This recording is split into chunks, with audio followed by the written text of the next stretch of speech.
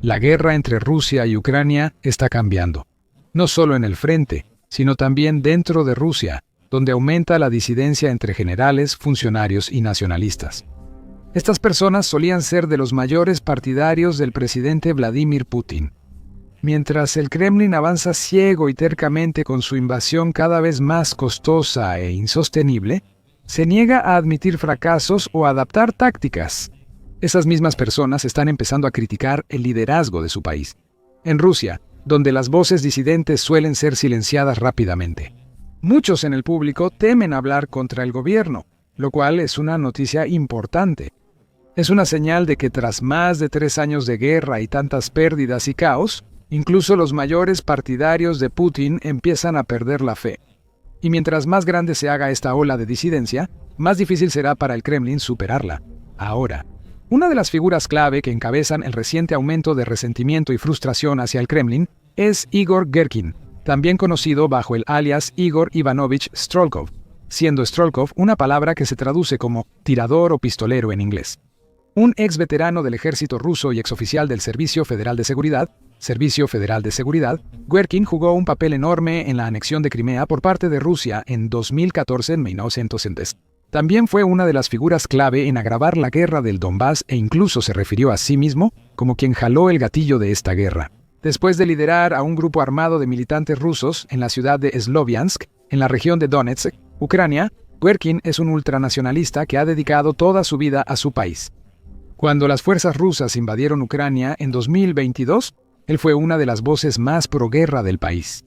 Ganó atención en todo el país como bloguero militar, usando plataformas como Telegram para compartir sus opiniones sobre la invasión. Sin embargo, a pesar de querer que Rusia tuviera éxito y capturara territorios como Donetsk y Lugansk, Girkin pronto se volvió crítico con la forma en que el Kremlin estaba llevando a cabo su campaña. De hecho, en abril de 2022, apenas unas semanas después de la invasión, Girkin declaró que Rusia necesitaba una movilización general para tener alguna posibilidad de ganar realmente su guerra. Poco después declaró: sin al menos una movilización parcial en la Federación Rusa, será imposible y sumamente peligroso lanzar una ofensiva estratégica profunda contra la llamada Ucrania. Para septiembre de 2022, el tono de Girkin cambió de pesimista a totalmente derrotista. Predijo una derrota total para Rusia, diciéndoles a sus cientos de miles de fans y seguidores: ya hemos perdido. El resto es solo cuestión de tiempo. Con el tiempo, Girkin siguió criticando las decisiones militares de Rusia, concentrando sus ataques en los altos mandos. Como Sergei Shoigu, exministro de Defensa ruso, a quien Girkin dijo que debía ser ejecutado, e incluso Putin. Incluso creó un grupo con otros nacionalistas descontentos, como Maxim Kalishnikov, llamado Club de los Patriotas Enojados. A Girkin se le permitió salirse con la suya con este tipo de críticas durante algún tiempo, ya que tenía una gran y leal base de seguidores nacionalistas. Se informa que el Kremlin temía las consecuencias de arrestar o castigar a una figura tan popular. Pero al final, el liderazgo de Rusia decidió que ya era suficiente. El 21 de julio de 2023, Girkin fue detenido por cargos de extremismo. No mucho después de llamar a Putin un cobarde inútil y de instarlo a renunciar a la presidencia. Fue condenado en 2024 y ha estado tras las rejas desde entonces. Pero ciertamente no se ha quedado callado. Continuó escribiendo cartas y declarando su opinión sobre la guerra, manteniendo sus críticas al liderazgo ruso. En una de sus declaraciones más recientes, Girkin plantea la pregunta: si no podemos ganar la guerra, ¿deberíamos abandonarla? Luego, señala el grave y creciente deterioro del conflicto, diciendo: lamentablemente, no veo posibilidad de una victoria rápida sobre Ucrania, ni siquiera si eso no llegará a suceder. Alguien tendrá que rendir cuentas por los planes imprudentes, completamente desconectados de la situación operativa real, que han llevado a derrotas graves, retrocesos y enormes pérdidas. Hay muchas pruebas que respaldan el punto de vista de Girkin. Las estadísticas muestran, por ejemplo, que Rusia ha sufrido ya más de 1 millón de bajas en este punto, y el número sigue creciendo día a día. A lo largo de todas las líneas del frente, los comandantes del Kremlin siguen lanzando hombres a la picadora de carne, tratando a las tropas como si no fueran más que carne de cañón desechable y reemplazable. Sus fuerzas logran avances mínimos en muchas áreas, sacrificando decenas o cientos de vidas por pequeñas porciones de tierra. Un soldado ruso llamado Alexander Zaborowski resumió recientemente la situación en una publicación de Telegram, describiendo la imprudencia de quienes están en el poder y la inutilidad de sus esfuerzos en el frente. Zaborovsky habla de que los soldados rusos tienen que marchar sobre una alfombra de cadáveres, a decenas de millas de los depósitos de suministros, con poca comida, sin vehículos adecuados para llegar a donde necesitan estar. Él sostiene que la movilización será destruida por estos comandantes temerarios en pocos meses, como mucho. Antes de argumentar que si Rusia no controla los cielos ni detiene los drones ucranianos, los cuerpos rusos seguirán acumulándose en el suelo. Aunque pocos son lo suficientemente valientes como para admitirlo abiertamente, debe haber innumerables soldados rusos que están totalmente de acuerdo con las declaraciones de Zaborovsky. Muchos informes han mostrado lo dura que es la vida para los soldados en ambos lados del frente. Y los rusos en particular son enviados con tanta frecuencia a las líneas de fuego sin el apoyo adecuado, sin blindaje e incluso sin entrenamiento militar. Son poco más que sacrificios para la maquinaria de guerra del Kremlin, descartados como peones en un tablero de ajedrez por comandantes que solo parecen confiar en la fuerza bruta. No es ningún secreto que Rusia tiene una fuerza militar mucho más grande que Ucrania, y evidentemente se esperaba que su ventaja numérica fuera suficiente para asegurar una victoria rápida y decisiva. Eso no sucedió. El Kremlin continúa enviando grandes cantidades de soldados a Ucrania y recluta a decenas de miles cada mes para reemplazar a los caídos o heridos en el frente. Gran parte de esta estrategia se basa en la superioridad numérica, no en la superioridad táctica. Y claramente no es suficiente para ganar esta guerra, ya que Rusia está perdiendo tropas a un ritmo asombroso, mientras se estanca o retrocede en áreas clave del frente, como el sector Pokrovsk de Donetsk. Rusia también está sufriendo de varias formas. Perdió enormes cantidades de equipo, como más de 4.100 tanques, 8.300 vehículos blindados y de combate de infantería, además de valioso material militar, desde bombarderos hasta estaciones de radar. También tiene que lidiar con las consecuencias de ataques con drones de largo alcance cada vez más frecuentes y destructivos contra su infraestructura, incluyendo una serie de ataques recientes dirigidos a refinerías de petróleo, oleoductos y otras instalaciones energéticas que han provocado una gran crisis de combustible. Personas en todo el país hacen fila por horas y pagan mucho por un tanque de gasolina. La economía rusa también se está debilitando rápidamente. Y cuando las condiciones empeoran tan rápido, sin señales de mejora en el horizonte, no es de sorprender que críticos como Werkin estén señalando al Kremlin. El historiador y experto en Rusia, Mark Gagliotti, lo señaló en una entrevista reciente en el podcast de Times Radio. Gagliotti señala que gran parte de la ira de Werkin está dirigida al alto mando de Rusia, incluyendo a figuras como el exministro Shoigu, el jefe del Estado Mayor Gerasimov y Putin, afirmando: pero lo principal es precisamente su sensación de que una y otra vez se toman decisiones muy malas en la cima del sistema. Él realmente no está criticando a los generales que luchan en la línea del frente, está criticando al alto mando en Moscú. Y precisamente, su opinión es que ellos nunca, jamás reconocen los errores que cometieron. Todo es un gran triunfo, o de lo contrario fue un percance inevitable. Nunca hay conciencia de eso, y a eso se refiere él.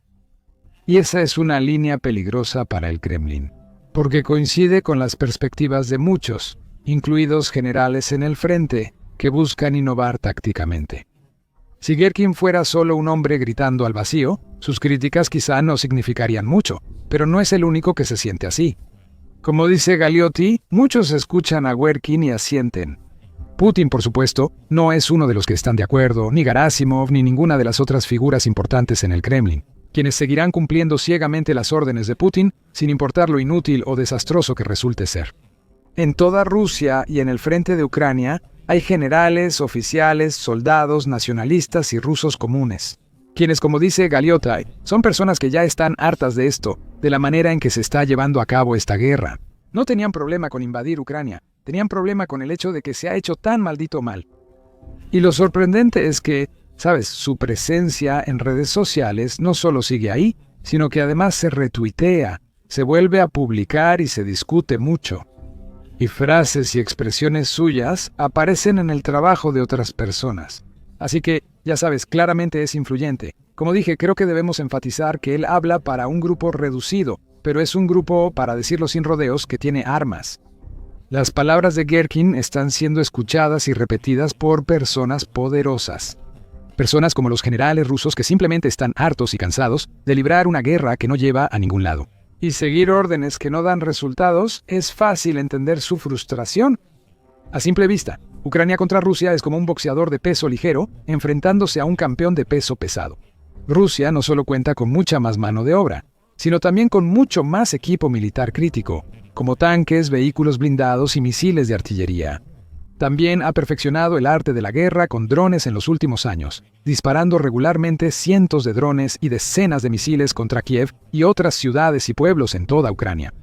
Pude haber ganado esta guerra si la hubiera enfrentado con la estrategia y preparación adecuadas.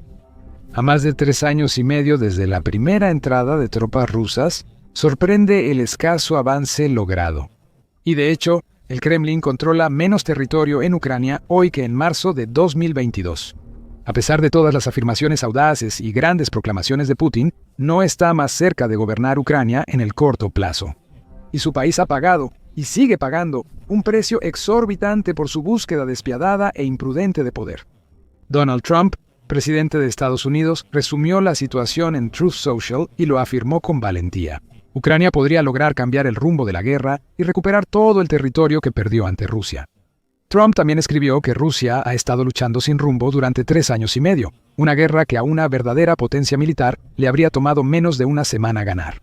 Esto no está distinguiendo a Rusia, de hecho más bien los hace ver como un tigre de papel. Cuando la gente que vive en Moscú y en todas las grandes ciudades, pueblos y distritos de toda Rusia se entere de lo que realmente está pasando con esta guerra. El hecho de que casi les resulta imposible conseguir gasolina debido a las largas filas que se están formando y todas las demás cosas que están ocurriendo en su economía de guerra, donde la mayor parte de su dinero se está gastando en luchar contra Ucrania, que tiene un gran espíritu y solo está mejorando, Ucrania podrá recuperar su país en su forma original. Tal vez incluso lleguen más lejos. Putin y Rusia están en grandes problemas económicos y este es el momento para que Ucrania actúe. Esta no es la clase de situación que Putin y sus compinches del Kremlin probablemente tenían en mente a principios de 2022. No pudieron prever un destino tan sombrío para su ejército y economía años después. Pero eso es algo que críticos como Dworkin han señalado por años. Ahora, cada vez más personas empiezan a hacer las preguntas importantes. Preguntas como, ¿para qué seguir esta guerra sin un final claro ni un camino hacia la victoria? ¿Por qué el Kremlin no ha cambiado sus tácticas para contrarrestar sus enormes pérdidas de hombres y equipo? ¿Y cómo es que se le ha permitido a Ucrania atacar de manera continua y efectiva piezas tan valiosas e importantes de infraestructura energética en todo el territorio ruso? En última instancia, la respuesta a todas esas preguntas se reduce más o menos a lo mismo: un mal liderazgo. Los que están en la cima han fallado en tomar las decisiones correctas en los momentos adecuados. Han mostrado terquedad, incompetencia e incapacidad para adaptarse a las condiciones cambiantes de esta guerra. Han tratado a su gente, soldados y economía con total indiferencia y se han salido con la suya mucho tiempo. Pero parece que el ánimo en Rusia está empezando a cambiar, al menos en ciertos círculos y comunidades, donde las opiniones se están alineando más con las de personas como Igor Dworkin que con las de Vladimir Putin. Esto es lo que podría significar de aquí en adelante. Aunque muchos fuera de Rusia lo esperan, es poco probable que el creciente resentimiento y disidencia provoque un golpe de Estado, una revuelta o un intento serio de derrocar a Putin. Putin tiene un control firme sobre su posición de poder y hace todo lo posible para asegurar y consolidar esa posición. En meses recientes, por ejemplo, ha reforzado la relación con el Servicio Federal de Seguridad, el sucesor moderno de la KGB soviética, para iniciar una purga eliminando a funcionarios, generales y figuras clave de autoridad, que podrían amenazar a Putin ahora o en el futuro. Varias figuras de alto rango han sido degradadas, forzadas a renunciar o arrestadas, algunas por supuesta corrupción. Algunos fueron llevados al suicidio o posiblemente asesinados por órdenes del Kremlin, como el exministro de Transporte Roman Starovoy, quien supuestamente se suicidó tras ser removido por Putin en julio de este año.